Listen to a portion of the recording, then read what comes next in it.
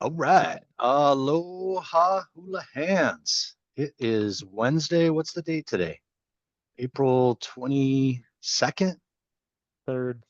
23rd. 23rd. Oh man, we are deep in the month already.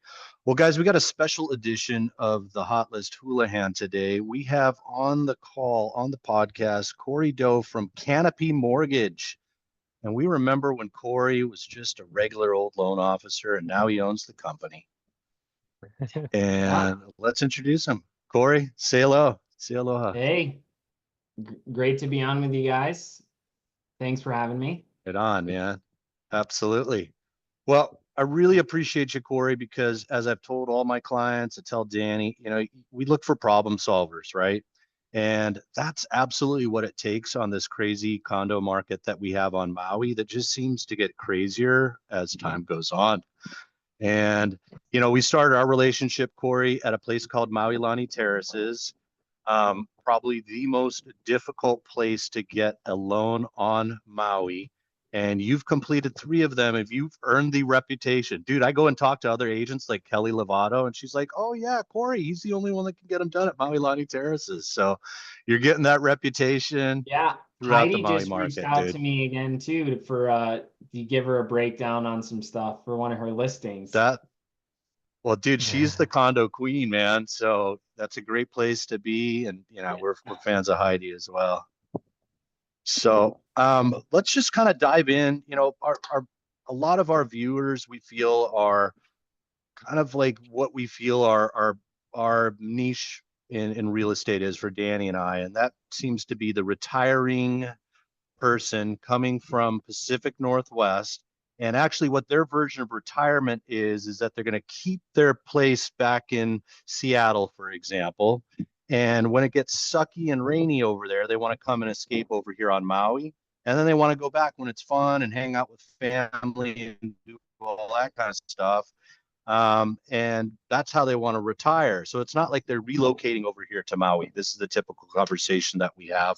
And some of them want to look Yeah. at, using a little bit of financing to get it done.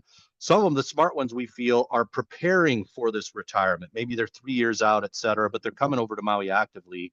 I kind of want to just start out, why can this person not go down to their local US bank in Seattle and just say, hey, I want to buy a unit at the Valley Isle there. It's a condo hotel on Maui. Can you get me some financing? Why would that not be the right play? Yeah, so I think with the type of borrower we're working with, you probably run into two main issues.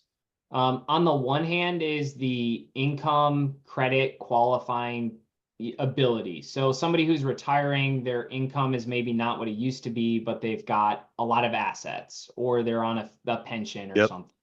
So maybe they don't qualify in the traditional way. The other side of the coin is in Maui, especially condos, is the property type that they're trying to buy.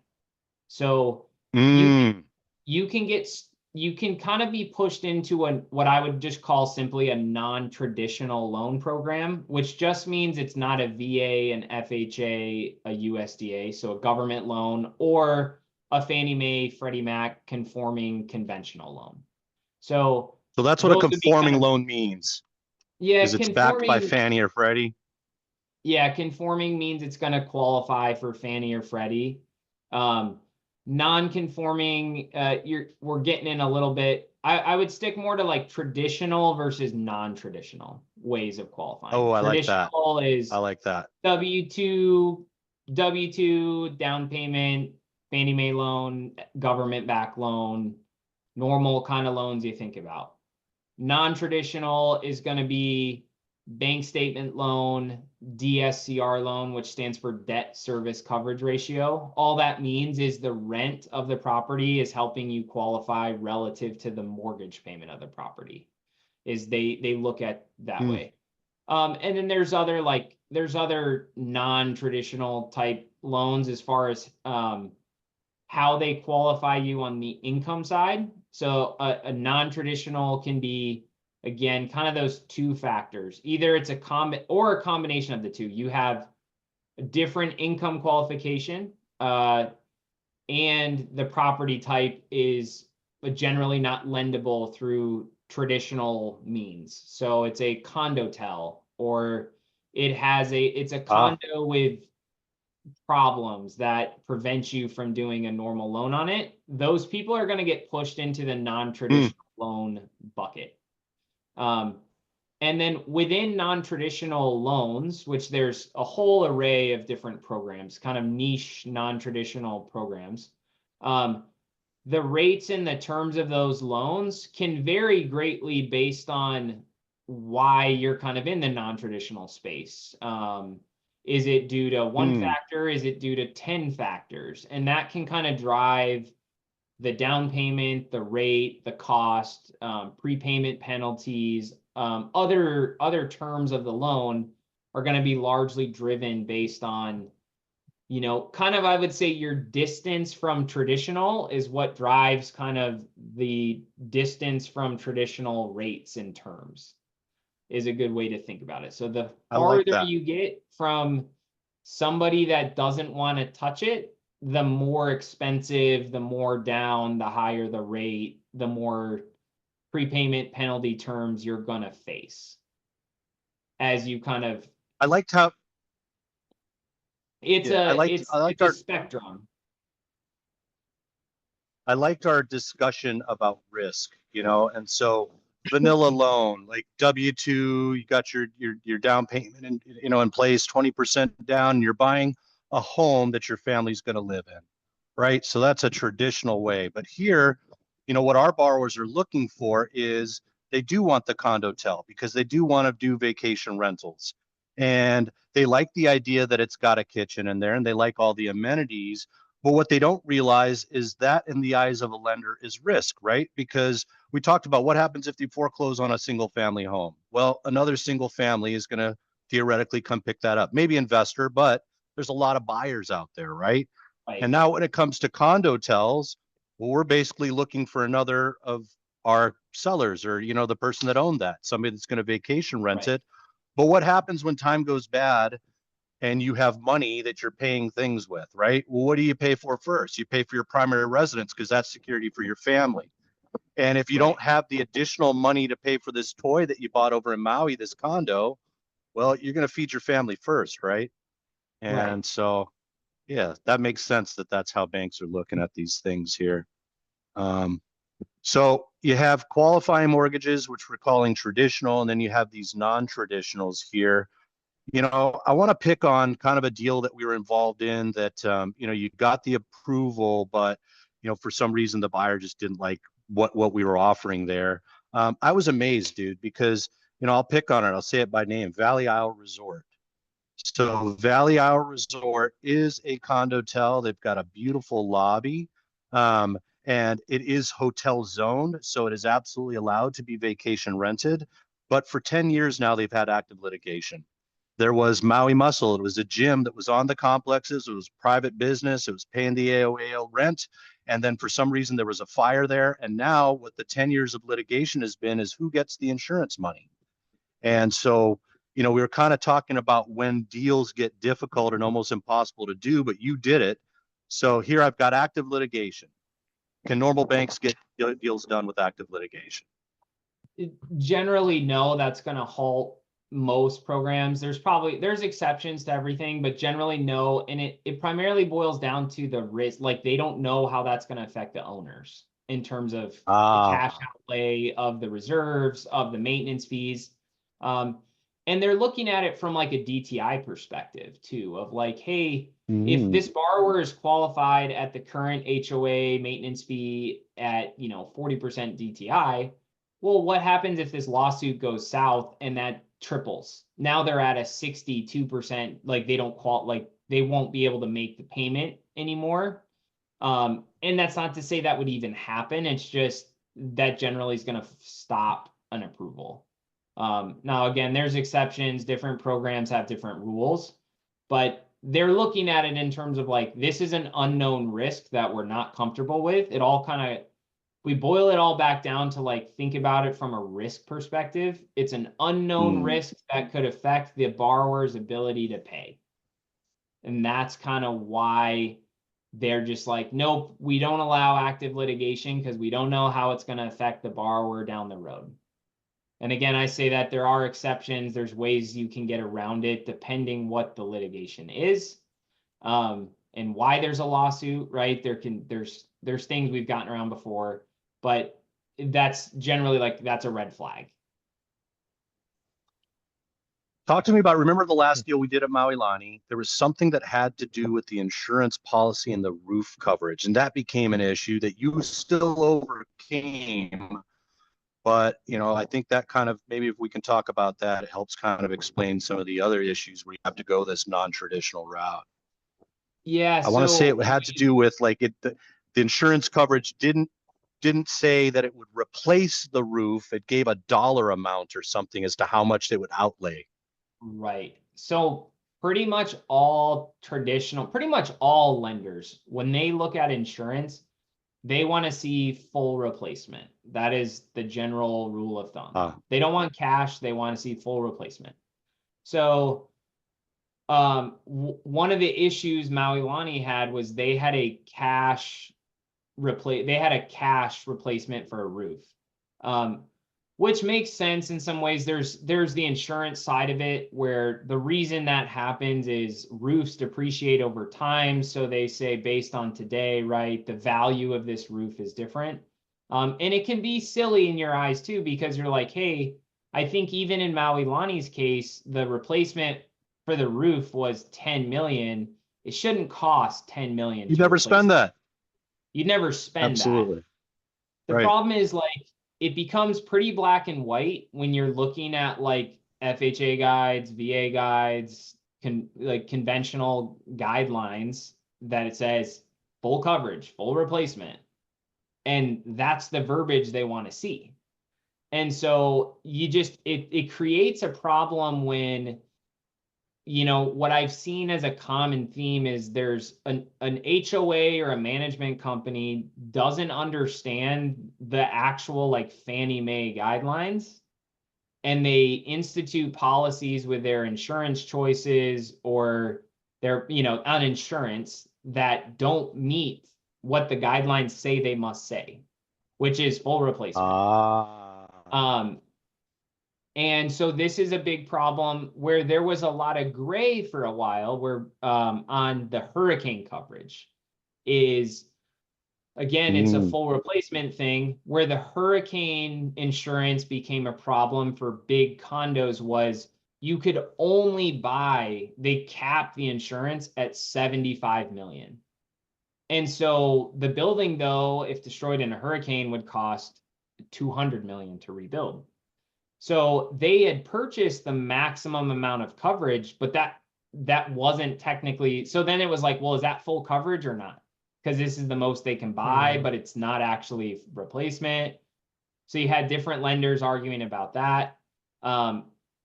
Or, you know, what some condos are choosing to do now is they're to be able to do a conforming loan is they're going to like Lloyd's of London and getting an additional policy that's much more expensive to cover that gap on full coverage for the insurance. So that's the big thing with insurance, is typically it's due to not enough coverage relative to what the guides pretty much all say full replacement for the building, for the roof, or whatever. Just full replacement is typically what they want to see.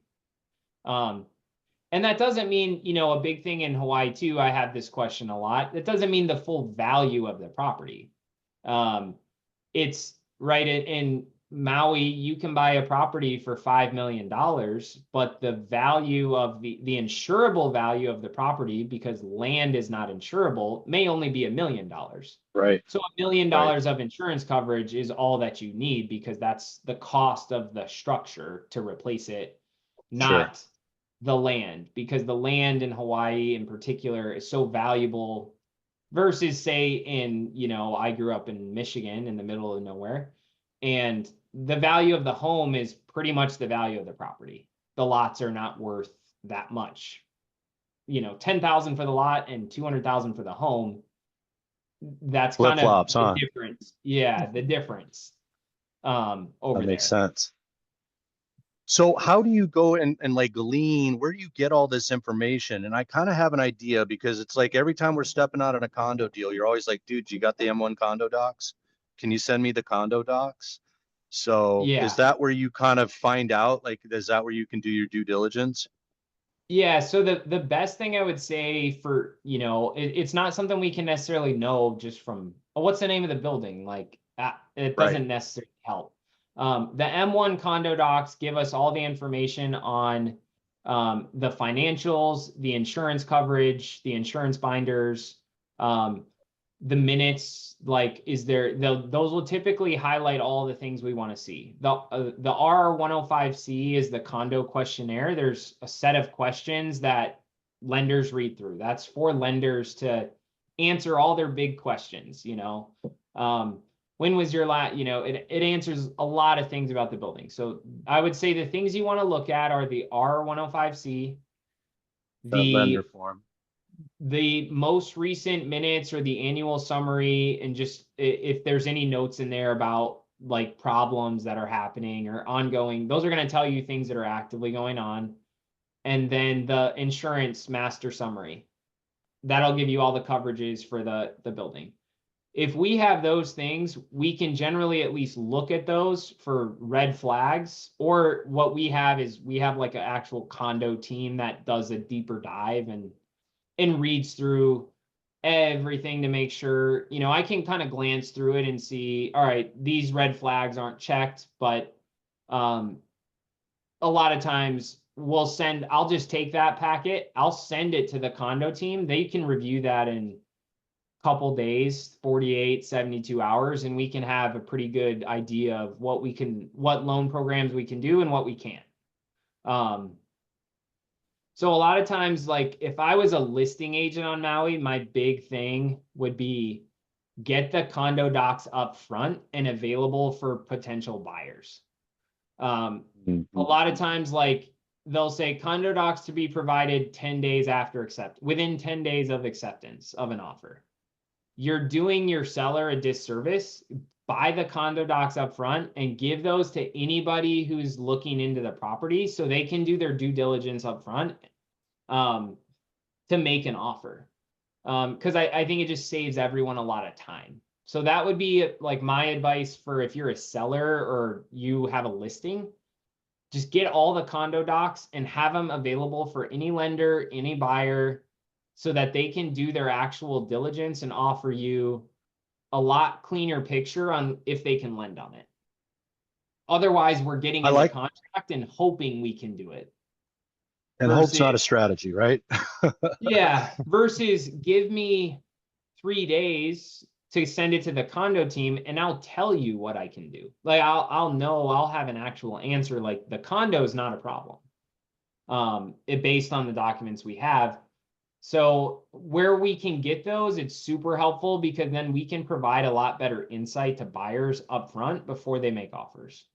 And I think that would help. That helps the process a lot. Get the condo docs up front, pay for them, get them from the HOA, the condo, and provide those to any buyer that's interested, and they should be able to send them off to their lender. Send them to me. We'll know in a couple days through the condo team if what we can do on it. I think that's such good advice, dude, because, my perspective when I'm, on the listing side is I want to protect my seller's capital. And so we typically don't order those condo docs until we're in escrow. And in my mind, I was like, ooh, well, if I bought them right away, but what if there's updates? Well, I go through a service that sends me updates regardless. So it's not like I'm losing the money or anything. So I'm going to change my process when I'm listing condos, man. That is absolutely golden stuff Yeah, there. I think that is I mean, super valuable because you're going to need the condo docs anyway, unless you get a cash buyer who just doesn't care, which would be crazy, but that's like the one circumstance. And the other thing is like maybe even you get a buyer who's willing to pay for them through your negotiations. It's just a there you go. reimbursement.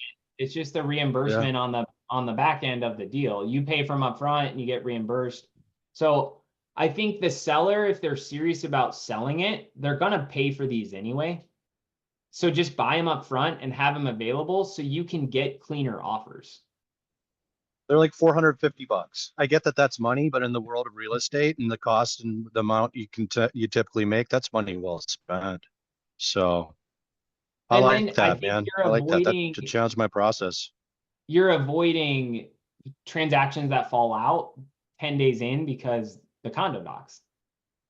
Where if I just had them up front, we wouldn't have made an offer if the terms, if the loan didn't work for the buyer because of the condo docs.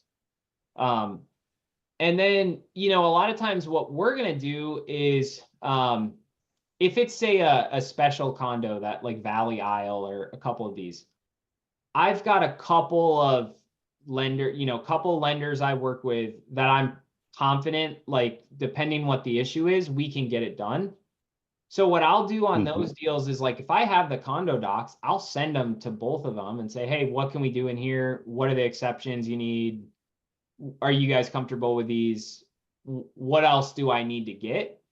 And we can have a lot of our problems addressed early, but also it's just they're ready, because any buyer that I get, I'm probably going to send them, if it's a Valley Isle deal or a Maui Lani Terrace deal, it's going to go to one of my 2 or 3 spots that I know have great relationships with, that we can get the deal done. And so if I get the condo docs, I'll send it to all of them, and then I'll be like, hey, are you guys good to lend here? If it's, if it's a known condo tel with fleas that's tough to do. I'm going to just try to get ahead of that, because I know any buyer we get that wants to buy there, they're going to be working with one of these programs anyway. So I might as well just get a jump on it and figure out what down payment and terms we're going to be looking at as best that I can up front. I love that, man. That's good stuff. And I really appreciate you sharing what you look for in those condo docs, because that's what I that's what I look at myself. I always tell my buyers, look, this is going to be your ownership. You need to read these documents and have an understanding for yourself. And that's where the bylaws and the house rules and all that's so important. But for me, doing the transaction, I am looking for the same things that you do. That RR 105C to me is very similar to our seller's disclosure. That's what it reads like to me. This is the Yeah. property manager's disclosure of what he knows about the complex, et cetera. And you're right, it's in the finances that you can know about the strength of the complex, whether they have reserves or not. And then also it's in those meeting minutes that you find out what are the important things that they're discussing. And that's where you see the little issues that pop up that you need to know about, like active litigation. So I appreciate you telling me that I'm on the right trail there, man. Yeah. So No, that's good that's what stuff there. you got to look at. Yeah, It's I had a just quick those key question. things. I had a quick question to you. Yeah, I had a quick question to you. I know this is a weird segue, but we've run into issues sometimes, and you still got the deal done, but there were studios. And I was like, well, why is this an issue? It's a residential place, they're going to live there, but like the size became something that we had to overcome. Maybe you could speak Yeah. to that a little bit. So it kind of goes back to the risk, in terms of a good way to think about risk from a lender is, if you don't pay, who can I sell this to? And Ah, where size comes into play is when you're buying a 290 square foot condo tel. There's not a lot of people who can buy, even if they want to buy it, that are like, it's a place you can live. The kitchens, there's no kitchen. It's not really a livable space. It's a bedroom. It's a big bedroom. And so lenders don't typically like units as much under 500 square feet.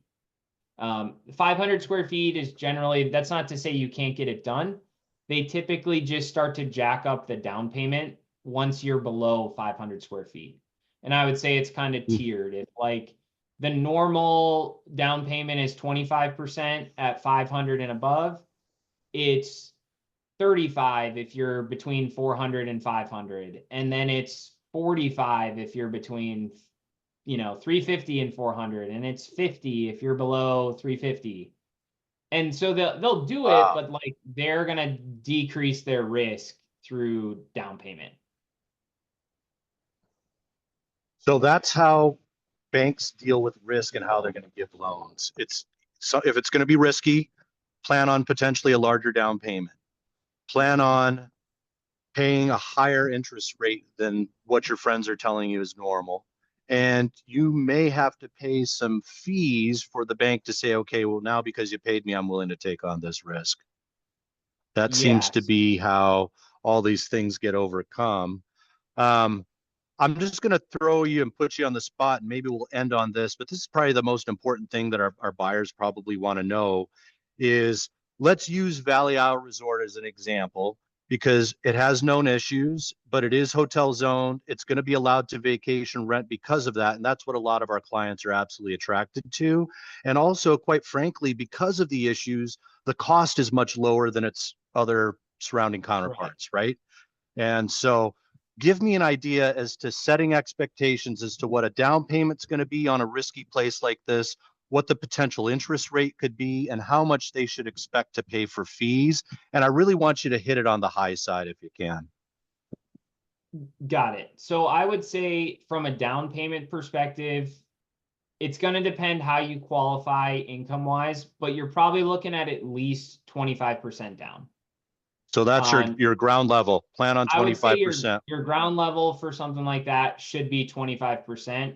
Sometimes you can go lower, but a lot of times, like that's your floor. A lot of times is 25%. Cool. 25% to 35%, I would say, is the normal range. Rate, I would say it's partially driven by your credit. So Okay. your credit score has an impact, but let's just assume you've got a great credit score.